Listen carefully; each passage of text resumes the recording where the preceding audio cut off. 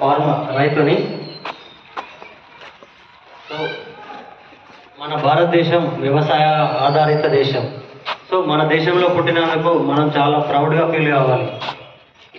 ఎందుకంటే మనం ఎవరి మీద డిపెండ్ కాకుండా మన భారతదేశంలో అన్ని వనరులు మనకు కావాల్సిన వాటర్ అయినా సాయిల్ ల్యాండ్ అయినా మనకు అనుకూలంగా ఉంటుంది. సో ప్రతి ఒక్క పంట పండించుకొని వేరే దేశం మీద డిపెండ్ కాకుండా మనమే పండించుకోవచ్చు.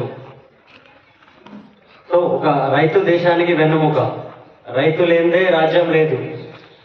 ఒక రైతు అహర్నిశలు రేయింబవళ్ళు కష్టపడి వాతావరణ పరిస్థితులకు ఎదురు నిలిచి తాను కష్టపడి 10 మందికి అన్నం పెడతాడు. సో అటువంటి రైతుకి ఒకసారి క్లాప్స్ చూడండి.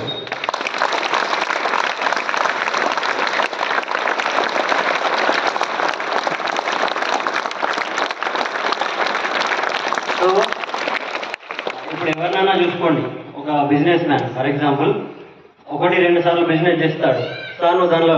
తాను లాస్ వస్తే ఆ బిజినెస్లో వదిలేసి వేరే ఇంకేమైనా చేస్తాడు.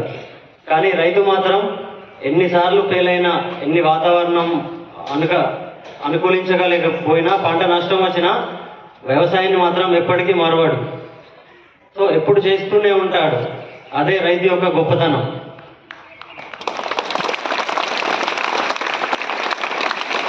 రైతు యొక్క 10 వేళ్ళు మట్టిలోకి వెళ్తే తప్ప మనందరి 5 వేళ్ళు మన నోట్లోకి వెళ్ళవు. సో మన దేశం సుభిక్షంగా ఉండాలంటే వ్యవసాయ క్షేత్రంలో రైతు, బార్డర్లో సైనికుడు, వారిద్దరూ ఎటువంటి స్వార్థం లేకుండా నిస్వార్థంగా పనిచేస్తే మనందరం బాగుంటాం.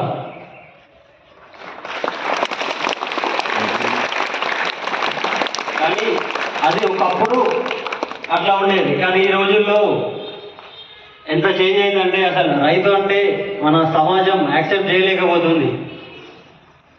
సో ఎట్లా అంటే మనం ఇన్ని వనరులున్న మన దేశంలో ఫర్ ఎగ్జాంపుల్ ఎడారులున్న, మంచుగడ్డలున్న అమెరికా, ఇజ్రాయెల్ లాంటి దేశాలు వ్యవసాయం కొత్త పుంతలు దొక్కుతూ కొత్త టెక్నాలజీతో ముందడుగు వేస్తుంది. కానీ మన భారతదేశం మాత్రం వ్యవసాయ దేశం అని చెప్పుకున్నా ఇంకా వెనకడుగులోనే ఉన్నది. ఒక రైతు అంటే సొసైటీలో అసలు చులకన అయిపోయింది. అంతేందుకండి, ఇప్పుడు ఫర్ ఎగ్జాంపుల్ నేనే గ్రాడ్యుయేషన్ చేసి బీటెక్ కంప్లీట్ అయిన తర్వాత ఫార్మింగ్ వస్తే మా ఇంట్లో మా పేరెంట్స్ ఒప్పుకోలేకపోయారు. ఒక 5-6 ఇయర్స్కి మెల్లిమెల్లిగా ఒప్పుకున్నారు. సో సొసైటీలో ఎక్కడికి పోయినా ఏం చేస్తున్నావు అంటే వ్యవసాయం చేస్తున్నా, అగ్రికల్చర్ చేస్తున్నా అంటే ఎవరు అసలు యాక్సెప్ట్ చేయరు.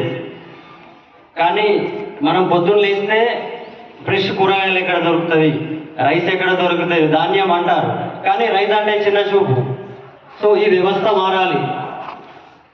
యాక్చువల్లీ ఇంకొకటి ఏంటంటే ఈ మధ్యలో ఆర్గానిక్ ఫార్మింగ్ అని ప్రతి ఒక్కరు అసలు ఫార్మింగ్ అంటేనే సేంద్రియ వ్యవసాయం.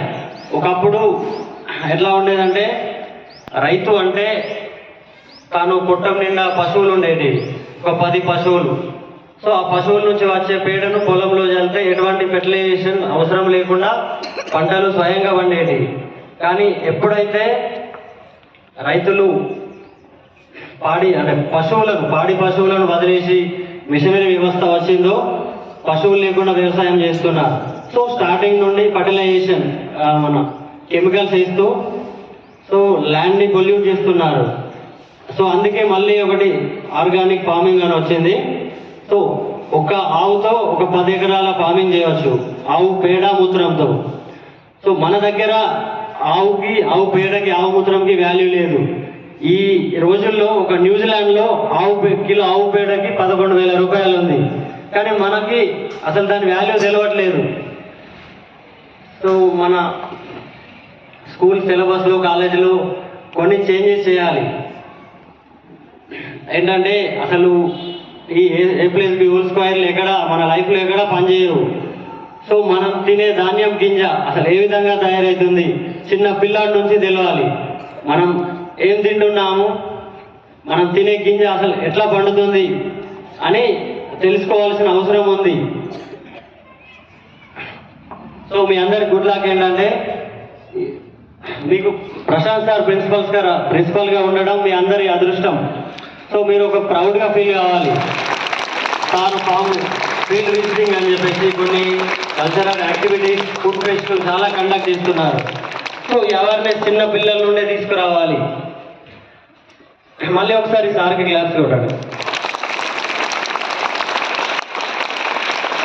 ఈ రోజుల్లో ఎట్లయిందంటే పండించేవారు తగ్గిపోయారు, తినేవారు పెరిగిపోయారు.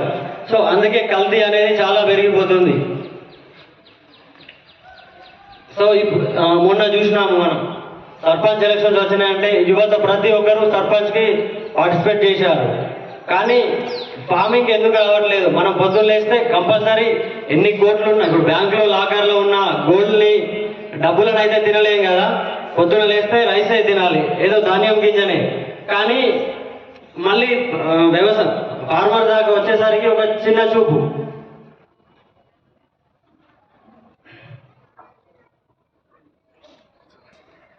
చాలా చేంజెస్ జరగాలి చిన్నప్పటి నుండే. అసలు వ్యవసాయం అంటే ఏంటి, వ్యవసాయదారుడు అంటే ఏంటి, వారి గురించి తెలుసుకొని వాళ్ళకి రెస్పెక్ట్ ఇవ్వాలి. జై జవాన్ జై కిసాన్.